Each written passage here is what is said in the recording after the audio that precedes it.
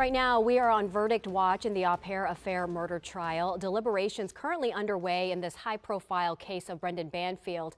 Prosecutors say the Fairfax County man conspired with his family's live-in nanny to kill his wife and another man. Joining us now is Katie Lusso, following every moment, every angle of this. I know you've been speaking with legal analysts as well, but we're talking about verdict watch after 3 weeks of testimony here. A lot of evidence. A lot of evidence and a lot of witnesses to think about, right? The fate now in the jury's hands. What do people need to understand about this case at the moment? Well, so I think the biggest question we've been hearing from our viewers, who thank you so much to all of you who've been sending us your questions.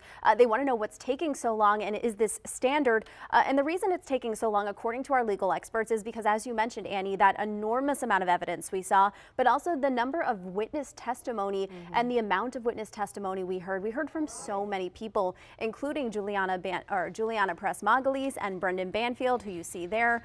You know, this has gone on for 3 weeks. Now, one of the questions we heard from our from our viewers to our legal experts is there a direct correlation between the amount of time it takes a jury to reach a verdict, whether it's guilty or not guilty, and the determination of if that verdict is guilty or not guilty? And while he says there's no direct correlation, he says it usually is favoring the defense that it's taking this long.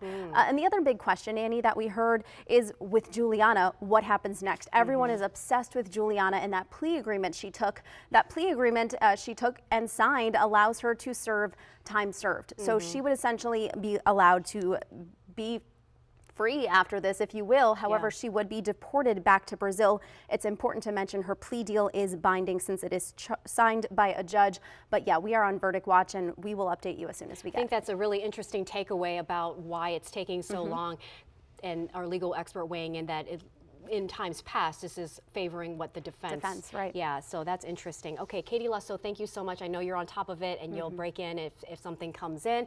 Meanwhile, we have been taking you inside the courtroom live every single day of this trial, 3 weeks now, with live coverage of every moment of this trial. There are several ways to continue to stay connected and up to date on the Brendan Banfield murder trial. You can watch all of our coverage streaming right now on WUSA 9+. You can download that right now for free on your TV, and also on our YouTube channel, WUSA 9, and continue to weigh in and ask your questions. Thanks, Katie.